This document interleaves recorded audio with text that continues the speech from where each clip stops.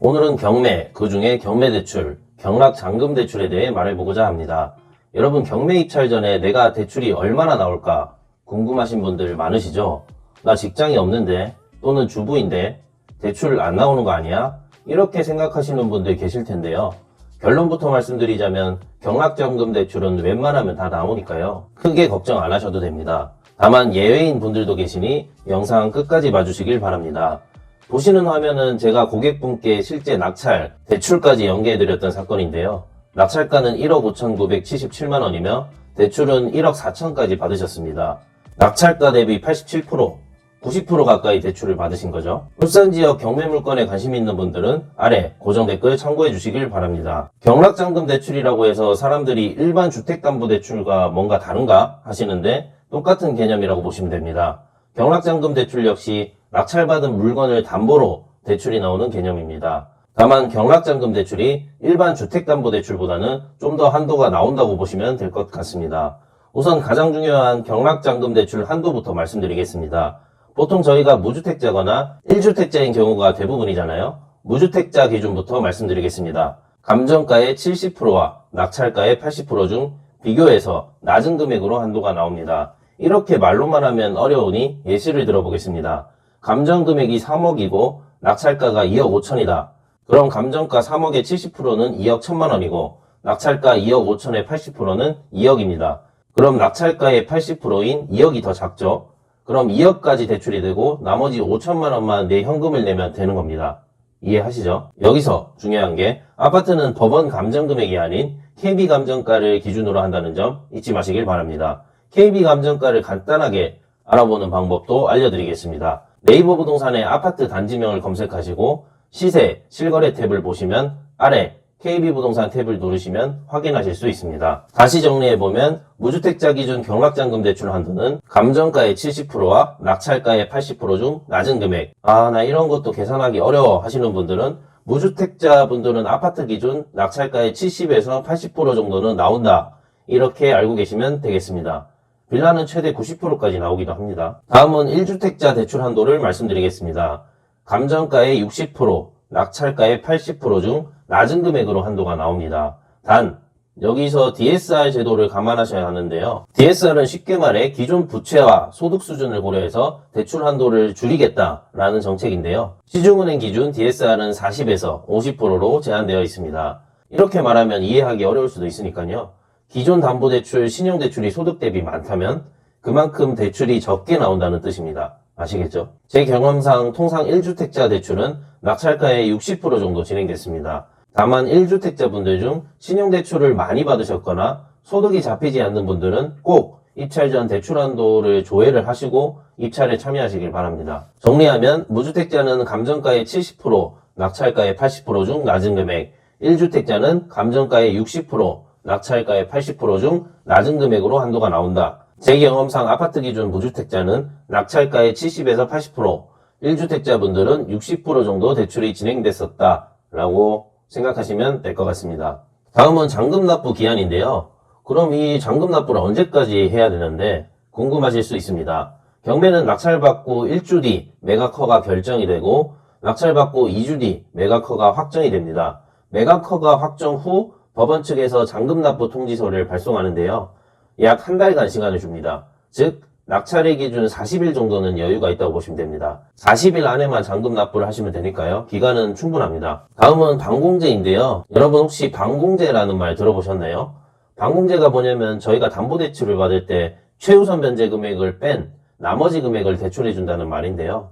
예를 들어 저희가 낙찰받은 집에 직접 살지 않고 임대를 줄 수도 있잖아요.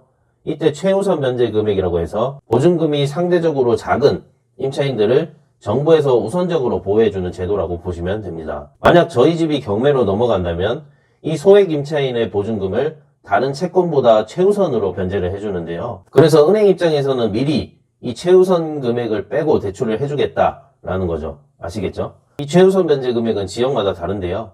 울산은 2,800만원이고요.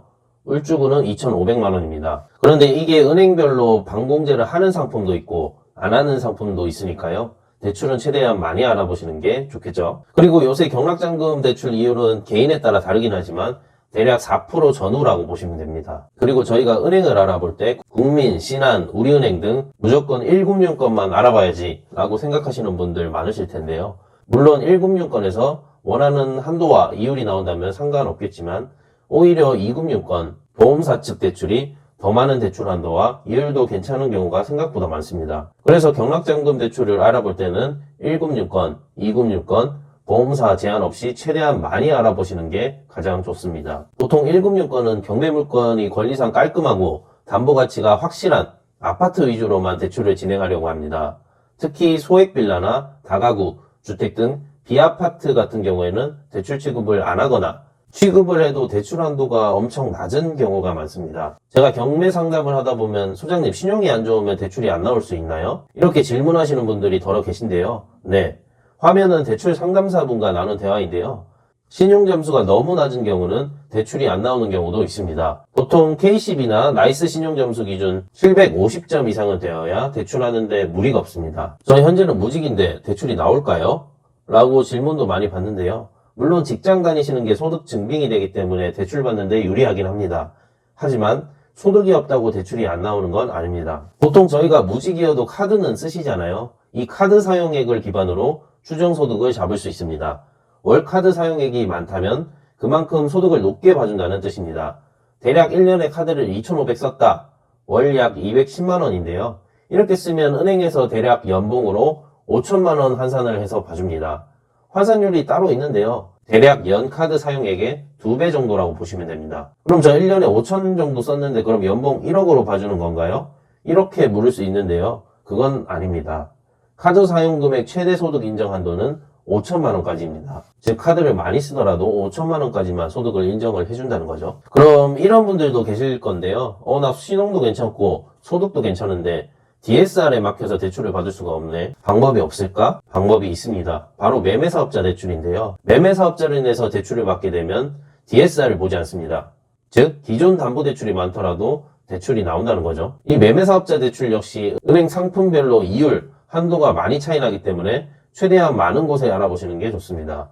당연히 2금융권이 대출 한도가 높겠죠. 경매에서는 특히나 대출이 더 중요한 이유가 있는데요. 바로 잔금을 납부하지 못하면 경매 입찰 때 지참했던 보증금, 최저가의 10%를 날려야 되기 때문인데요. 최저가 3억짜리 아파트라고 하면 3천만 원을 날려야 되는 거죠. 그만큼 대출 여부가 중요하다고 보시면 됩니다. 이렇게 잔금 납부를 하지 못해서 다시 나오는 사건들을 재매각 사건이라고 하는데요. 실제 심심치 않게 보실 수 있습니다. 물론 권리 분석을 잘못했거나 생각보다 높은 금액을 적어서 낙찰을 포기하는 다른 이유도 있긴 하겠죠. 자, 그럼 경락잔금 대출은 언제부터 알아보면 되냐? 제가 앞서 말씀드렸듯이 직장이 있으신 무주택자, 1주택자 분들은 대출이 웬만하면 나오시고 한도 역시 말씀드렸었죠. 무주택자는 낙찰가의 70에서 80%, 1주택자는 낙찰가의 60% 전후. 물론 빌라 같은 경우에는 KB 시세가 없기 때문에 은행 자체적으로 감정을 합니다. 그래서 아파트보다 대출이 많이 나와서 최대 90%까지 대출이 나오기도 합니다. 본론으로 돌아가서 무주택자, 1주택자 분들은 낙찰 후에 대출을 알아보셔도 크게 상관이 없습니다. 하지만 1주택자인데 기존 신용대출을 많이 받았고 기존 담보대출도 많은 분들은 꼭 입찰 전 대출 한도를 조회하셔야 합니다. 그럼 대출 한도 조회는 어떻게 하냐? 은행에 일일이 방문하셔서 대출 조회를 하는 것보다는 입찰 법원에 가보시면 대출 상담사분들이 계시고 명함을 나눠주시는데요. 보통 낙찰 한 건 받게 되면 그 낙찰자분에게 여러 상담사분들이 붙어서 대출 관련 명함을 주시는데요. 그때 명함을 저도 달라고 하시면 됩니다. 아니면 시간이 너무 없으신 분들은 그 화면에 보시면 지역 부동산 카페에 경매대출, 경락잔금대출이라고 검색하셔서 관련 글 댓글을 다시거나 직접 대출 관련 글을 올리시면 대출 상담사분들이 쪽지를 주실 겁니다. 그럼 그때 대출 조회를 하시면 되겠습니다. 다음은 경락잔금 대출 시 필요 서류인데요. 저희가 낙찰받았을 때 받은 낙찰 영수증은 잃어버리지 마시고 꼭 들고 계시고요. 다음 매각 허가 결정문은 낙찰받고 일주일 후 법원 가시면 떼실 수 있습니다. 다음 낙찰대금 지급기한 통지서는 낙찰받고 2주 뒤 매각 허가 확정이 되면 등기 우편으로 날라옵니다. 이 세 가지를 제외하고 나머지는 온라인으로 발급 가능합니다. 화면 보시면 발급 가능 사이트를 정리해 두었으니 참고해 주시길 바랍니다. 딱 한 가지, 인감증명서는 동사무소에 직접 가셔야 떼실 수 있습니다. 직장 다니시는 분들은 미리 인감증명서 2통을 떼놓으시는 것이 좋겠죠. 여기서 요새 온라인으로 인감증명서 발급 가능하던데 라고 알고 계신 분 있으실 텐데요. 경락잔금 대출 시 온라인 인감증명서는 취급이 안 된다고 하니까요. 헛걸음 안 하셨으면 좋겠습니다. 울산 지역 경매 물건에 관심 있는 분들은 아래 고정 댓글 참고해 주시길 바랍니다. 이렇게 경매 대출, 경락잔금 대출에 대해 알아봤는데요. 경매는 특히 대출이 중요하다고 생각합니다. 왜냐하면 앞서 말씀드렸듯이 경매는 잔금을 납부하지 못하면 입찰보증금을 날리기 때문인데요. 유튜브를 하면서 댓글을 보면 경매에 관심 있는데 어떻게 할 줄 모르겠다 하시는 분들이 많이 계신데요. 경매 관련 절차라든지 경매 입문자분들을 위한 컨텐츠도 많이 만들 수 있도록 노력해 보겠습니다. 제가 생각했을 때 경매는 일반적인 중개거래보다는 번거로운 과정들이 많이 있는 건 사실입니다. 뭐 명도라든지 현장조사, 입찰가 선정 등등. 하지만 그런 과정들이 있기 때문에 시세보다 저렴하게 낙찰받을 수 있다고 생각합니다. 지난주 명도 끝난 물건이 있어서 현장에 다녀왔는데요. 보시는 화면입니다. 깔끔히 비워주셨죠? 낙찰일 기준 약 3개월 걸렸습니다. 여러분들이 보통 경매는 사람 잘 안 나간다던데, 집 엉망으로 해놓고 간다던데 이렇게 생각하시는 분들 많으실 텐데요. 실제로 경매를 해보면 그렇게 악의적인 분들은 손에 꼽을 정도로 잘 없습니다. 여러분들도 경매를 너무 어렵게 생각 안 하셨으면 좋겠습니다. 오늘은 경매대출, 경락잔금대출에 대해 알아봤습니다. 영상 도움이 되셨다면 구독과 좋아요 부탁드립니다. 다음에도 더 좋은 영상으로 찾아뵙겠습니다. 시청해주셔서 감사합니다.